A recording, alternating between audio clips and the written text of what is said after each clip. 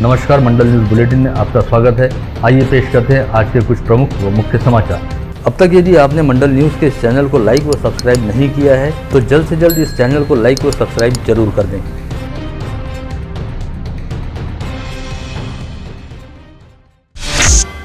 शहर के मौजूदा हालात को देखते हुए शहर पुलिस आयुक्त डॉक्टर आरती सिंह ने एक नया आदेश जारी करते हुए कहा कि अब पुलिस की लिखित अनुमति के बिना किसी भी तरह के मोर्चे, जुलूस, सम्मेलन, धरना प्रदर्शन, आंदोलन, शोभा यात्रा, धार्मिक रैली व रास्ता रोको आंदोलन, क्रीड़ा स्पर्धा, पुस्तक प्रदर्शनी, रंगभूमि विषयक प्रयोग तथा प्रदर्शनी व सेल सहित तमाम तरह के सामूहिक व सार्वजनिक आयोजनों पर पाबंदी लगाई गई है। साथ ही इस तरह के तमाम आयोजनों के लिए आयोजकों को निर्धारित नियमों व शर्तों के अधीन रहकर पुलिस आयुक्तालय की विशेष शाखा में आवेदन करने के बाद अनुमति लेनी होगी और संबंधित महकमों से ना हरकत प्रमाण पत्र भी प्राप्त करना होगा। इसके अलावा ऐसे आयोजनों के दौरान होने वाली किसी भी तरह की गड़बड़ी के संदर्भ में तमाम जिम्मेदारी भी उठानी होगी, जिसके आधार पर पुलिस आयुक्तालय से लिखित अनुमति मिलने के बाद ही ऐसे आयोजन आयोजित किए जा सकेंगे। स्थानीय श्री शिवाजी शिक्षा संस्था द्वारा संचालित श्री शिवाजी कृषि महाविद्यालय की नई प्रशासकीय इमारत का लोकार्पण आज बुधवार 24 नवंबर को राज्य के राज्यपाल भगत सिंह कोश्यारी के हाथों किया गया। इस अवसर पर अपने विचार व्यक्त करते हुए महामहिम राज्यपाल भगत सिंह कोश्यारी ने कहा कि देश को सही अर्थों में आत्मनिर्भर बनाने हेतु कृषि क्षेत्र में आत्मनिर्भरता प्राप्त करना बेहद जरूरी है। इस हेतु देश के प्रथम कृषि मंत्री व शिक्षा महर्षि डॉक्टर पंजाबराव उर्फ भाऊ साहब देशमुख की संकल्पना को साकार करने के लिए सभी संबंधित घटकों द्वारा समर्पित भावना से प्रयास किया जाना चाहिए। साथ ही उन्होंने कृषि क्षेत्र के विकास हेतु श्री शिवाजी शिक्षा संस्था द्वारा किए जा रहे कार्यों की मुक्त कंठ से प्रशंसा भी की। जब कृषि के क्षेत्र में, खेती के क्षेत्र में हम आत्मनिर्भर होंगे तो देश अपने आप ही आत्मनिर्भर हो जाएगा। उस दिशा में मुझे लगता है कि हम सब लोगों को प्रयास करना चाहिए। जहाँ तक का शासन का प्रश्न है, मैं तो किसान का बेटा, मैं तो चाहूंगा कृषि के क्षेत्र में और अधिक काम होने चाहिए। आप सबसे मेरे केवल एक ही विनती है कि हम सब लोग मिल करके, जुल करके इस देश को आत्मनिर्भर बनाएं और उसके लिए थोड़ा थोड़ा समर्पण। पंजाबराव देशमुख ने तो बहुत समर्पण किया। उस समय के आंदोलनकारियों ने, हमारे आजादी के परवानों ने बड़े बड़े संघर्ष किए, अपना जेल में गए, अपना जीवन दे दिया। हम सब लोग थोड़ा थोड़ा भी हर दिन देश के बारे में सोच करके काम करेंगे तो जो लक्ष्य आज हमारे सामने है, देश को आत्मनिर्भर होना चाहिए, भारत को दुनिया का सिरमौर होना चाहिए, उस दिशा में हम अगर विचार करेंगे तो मैं सोचता हूं कि निश्चित रूप से आप जो हमारे आदरणीय पंजाबराव देशमुख जी के स्मृति में और उनके द्वारा स्थापित इस महाविद्यालय में आपने नए भवन का उद्घाटन किया है। नए भवन के साथ साथ हमारी नई उमंगें उछाल लेंगी और हम नई दिशा की ओर बढ़ेंगे और देश को आगे बढ़ाएंगे। आप सबका योगदान इस दिशा में मिलेगा। इसी संकल्पना और शुभकामना के साथ बहुत बहुत धन्यवाद। जय हिंद, जय महाराष्ट्र। एक दिवसीय जिला दौरे पर अमरावती पहुंचे राज्यपाल भगत सिंह कोश्यारी ने श्री शिवाजी शिक्षा संस्था में आयोजित कार्यक्रम के पश्चात आज दोपहर बाद शिक्षा महर्षि डॉक्टर पंजाबराव देशमुख के पैतृक गांव पापल को भी भेंट दी, जहां पर वे भाऊ साहब के जन्म स्थल व पैतृक आवास रहने वाले घर पर भी गए। यहां पर भाऊ साहब के पारिवारिक सदस्यों ने महामहिम राज्यपाल भगत सिंह कोश्यारी का भावपूर्ण स्वागत किया। इस समय राज्यपाल कोश्यारी ने भाऊ साहब की प्रतिमा पर पुष्पहार अर्पित करते हुए उनकी स्मृतियों का अभिवादन किया। साथ ही पापल गाँव में श्री शिवाजी शिक्षा संस्था की शाला को भेंट देते हुए संस्था के नियोजित कृषि विद्यालय की प्रस्तावित जगह का मुआयना भी किया। पत्नी त्यांच्या विमलाबाई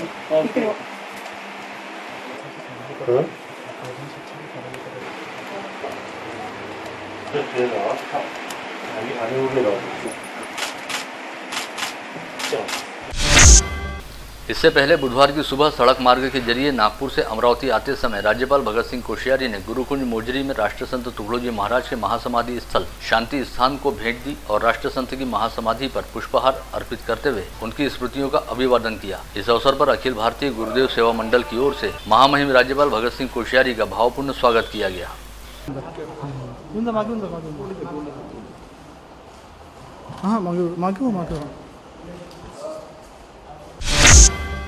आज अमरावती जिले के दौरे पर अमरावती पहुंचे राज्यपाल भगत सिंह कोश्यारी से मुलाकात करते हुए राज्य के पूर्व कृषि मंत्री व भाजपा नेता अनिल बोंडे ने कहा कि विगत 12 नवंबर को अमरावती शहर में समुदाय विशेष द्वारा निकाले गए मोर्चे के बाद हुई हिंसा की जांच हाईकोर्ट के सेवानिवृत्त न्यायमूर्ति से कराई जाए। पूर्व कृषि मंत्री बोंडे के मुताबिक विगत 12 नवंबर को फर्जी खबरों के आधार पर त्रिपुरा की एक तथाकथित घटना का निषेध करने के लिए मुस्लिम समुदाय द्वारा एक मोर्चा निकाला गया था, जिसमें सुनियोजित तरीके से हिंदू बहुल क्षेत्रों में तोड़फोड़ व पत्थरबाजी की गई। साथ ही कई व्यापारियों के साथ मारपीट करते हुए लूटपाट भी की गई। इसका निषेध करने हेतु भाजपा द्वारा दूसरे दिन शनिवार 13 नवंबर को शांतिपूर्ण बंद का आह्वान किया गया था, किंतु पुलिस ने दबाव में आकर लाठीचार्ज किया और भाजपा कार्यकर्ताओं पर झूठे मुकदमे दर्ज करते हुए उन्हें गिरफ्तार किया जा रहा है। साथ ही हिरासत में लिए गए भाजपा कार्यकर्ताओं पर पुलिस द्वारा अत्याचार भी किया जा रहा है।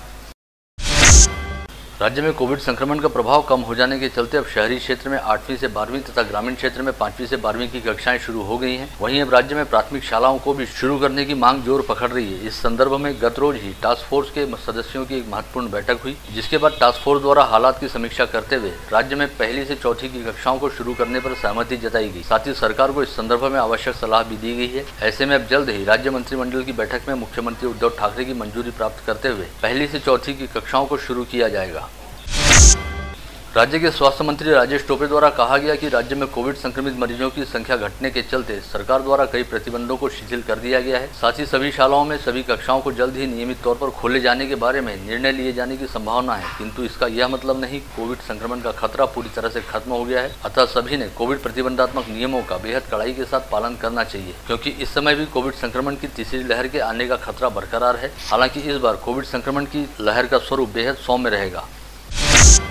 विगत कुछ दिनों से राज्य परिवहन निगम को सरकारी सेवा में शामिल किए जाने की मांग को लेकर राज्य परिवहन निगम के कर्मचारियों द्वारा हड़ताल की जा रही है, जिसका अब तक कोई समाधान नहीं निकल पाया है। वहीं अब पता चला है कि सरकार द्वारा राज्य परिवहन निगम को सरकारी सेवा में शामिल करने अथवा एसटी कर्मियों को वेतन वृद्धि देने के पर्याय को लेकर चर्चा की जा रही है। इस बारे में राष्ट्रवादी कांग्रेस पार्टी के मुखिया व सांसद शरद पवार द्वारा विस्तृत जानकारी देते हुए मांगों को पूरा करने में पेश आ रही दिक्कतों व उपायों के बारे में जानकारी भी दी गई। महाबलेश्वर में राष्ट्रवादी कांग्रेस के कार्यकर्ता सम्मेलन को संबोधित करने पहुंचे शरद पवार की रापनी कर्मचारियों के प्रतिनिधियों तथा सदाभाऊ खोत के साथ करीब 4 से 5 घंटे तक चर्चा हुई। इस समय उन्होंने रापनी की खस्ताहाल आर्थिक स्थिति का हवाला देते हुए सबसे पहले रापनी की वित्तीय स्थिति को सुधारने को लेकर चर्चा की। वहीं राज्य के उप मुख्यमंत्री तथा वित्त मंत्री अजित पवार के साथ हुई चर्चा के बाद परिवहन मंत्री अनिल परब द्वारा संकेत दिया गया आज ही एसटी कर्मचारियों की हड़ताल का समाधान निकलने की पूरी संभावना है और मुख्यमंत्री उद्धव ठाकरे द्वारा आज एसटी कर्मचारियों के वेतन वृद्धि की मांग को मंजूरी दी जा सकती है। आज दिन भर चली बैठकों के बाद यह प्रस्ताव मुख्यमंत्री के पास अंतिम मंजूरी के लिए भेजे जाने की जानकारी भी सूत्रों से मिली है। रापनी कर्मियों तथा उप मुख्यमंत्री के साथ चर्चा करने के बाद परिवहन मंत्री अनिल परब ने रिलायंस अस्पताल पहुंचकर मुख्यमंत्री से मुलाकात की। ऐसे में अब सभी का ध्यान इस ओर लगा हुआ है कि मुख्यमंत्री द्वारा रापनी कर्मियों की हड़ताल को लेकर क्या निर्णय लिया जाता है। कांग्रेस के प्रदेशाध्यक्ष नाना पटोले द्वारा स्पष्ट किया गया है कि महानगर पालिका सहित स्थानीय स्वायत्त संस्थाओं के चुनाव कांग्रेस पार्टी द्वारा अपने दम पर लड़े जाएंगे, जिसके लिए पार्टी की ओर से अभी से तैयारी की जा रही है। साथ ही उन्होंने यह भी कहा कि 3 कृषि कानूनों के खिलाफ 1 साल तक चली लड़ाई में किसानों को काफी बड़ी कीमत अदा करनी पड़ी है और 1 साल तक चले संघर्ष में करीब 700 किसान शहीद हुए हैं। ऐसे में अगले चुनाव में भाजपा को इसकी कीमत अदा करनी होगी। विगत 12 व 13 नवंबर को घटित हिंसक वारदातों तथा 1 सप्ताह तक चले कर्फ्यू के बाद अब अमरावती शहर में हालात पूरी तरह से शांत व सामान्य हो गए हैं। साथ ही आम जनजीवन भी अब पहले की तरह पटरी पर लौट आया है। ऐसे में शहर पुलिस द्वारा अब रोजाना सुबह 7 से रात 11 बजे तक कर्फ्यू में ढील दी गई है। अतः अब शहर के सभी व्यापारिक प्रतिष्ठान रात 11 बजे तक खुले रह सकेंगे, जिसकी वजह से शहर के सभी व्यापारिक प्रतिष्ठानों में अब ग्राहकी और खरीदारी की रौनक दिखाई देने लगी है। वहीं रात 11 बजे से दूसरे दिन सुबह 7 बजे तक नाइट कर्फ्यू को अब भी जारी रखा गया है। अमरावती कृषि उत्पन्न बाजार समिति के टीएमसी यार्ड में आज कपास की निजी खरीदी का शुभारंभ किया गया। इस समय मंडी सभापति अशोक दहीकर ने मंडी में अपनी कपास लेकर पहुंचे चंद्रशेखर गावंडे व सौरभ दीवान नामक किसानों द्वारा लाई गई कपास का पूजन कर इन किसानों का शॉल व श्रीफल देकर सत्कार किया। साथ ही इस समय इस कपास को प्रति क्विंटल 8,511 रुपये का दाम देकर खरीदा गया।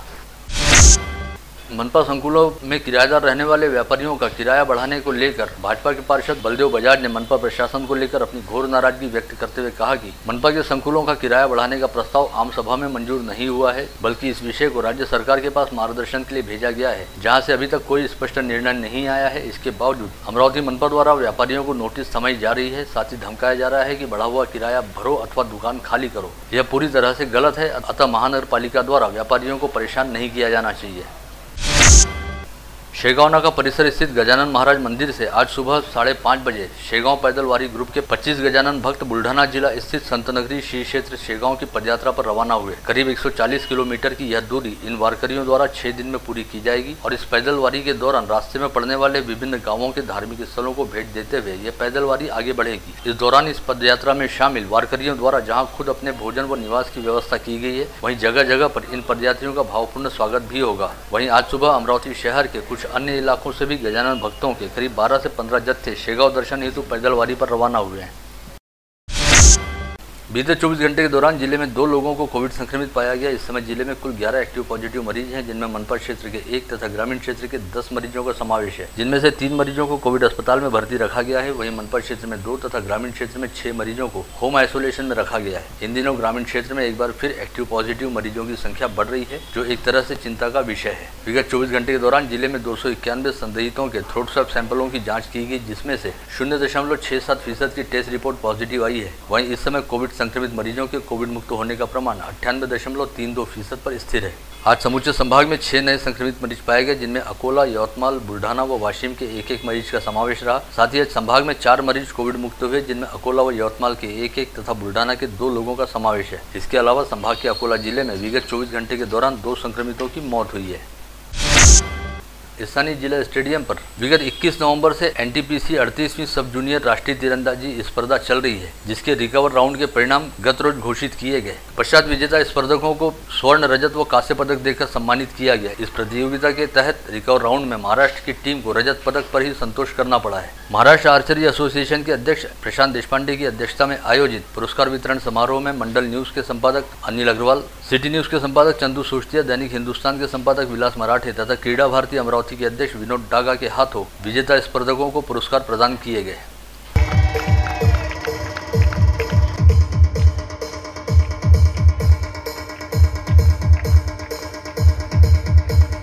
Mixed team event. Jharkhand takes the bronze, Rajasthan takes silver, and Haryana takes the gold. Naseeb and Tamanna from Haryana take the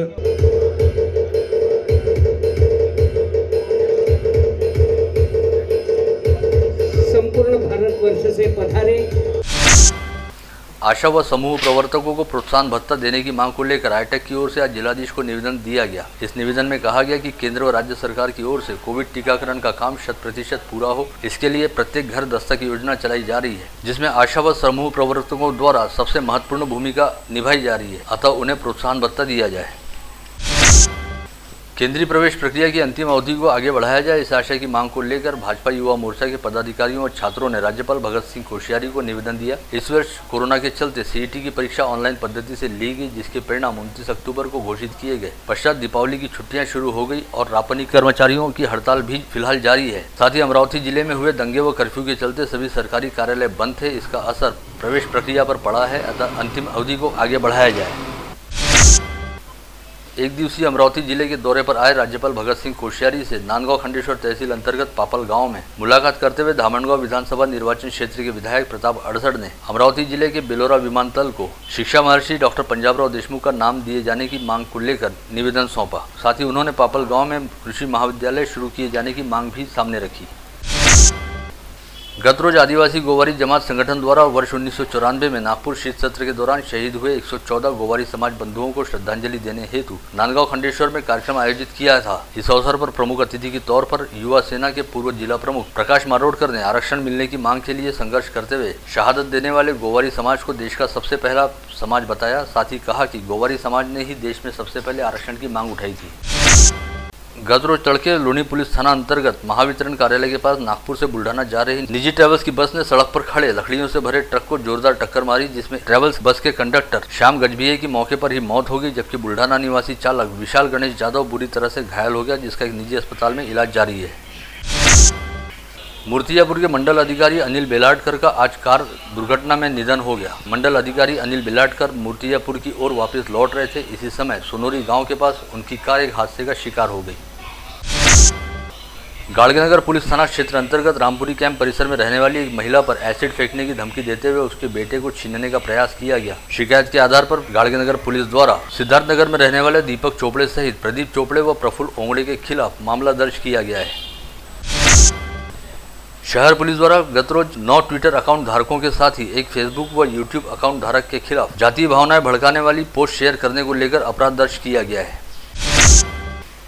Nagpur gate police थाना क्षेत्र में आने वाले अफवान नगर क्रमांक 4 में एक बंद घर को निशाना बनाते हुए अज्ञात चोरों ने 1.5 लाख रुपए की नगद राशि सहित सोने व चांदी के आभूषणों पर हाथ साफ कर दिया। इस परिसर में रहने वाले फारूक अहमद शेख अयूब सोमवार को अपने परिवार के सदस्यों के साथ ससुराल गए हुए थे। इसी बात का फायदा उठाते हुए अज्ञात चोरों द्वारा इस बंद घर को निशाना बनाया गया। इसके साथ ही राजापेट पुलिस थाना क्षेत्र में आने वाले राजीव नगर क्षेत्र में अज्ञात चोर ने एक बंद घर को निशाना बनाकर 16,200 रुपए की चोरी की। राजीव नगर में रहने वाले मच्छिंद्र गौले अपने परिवार के सदस्यों के साथ 20 नवंबर को नागपुर गए हुए थे।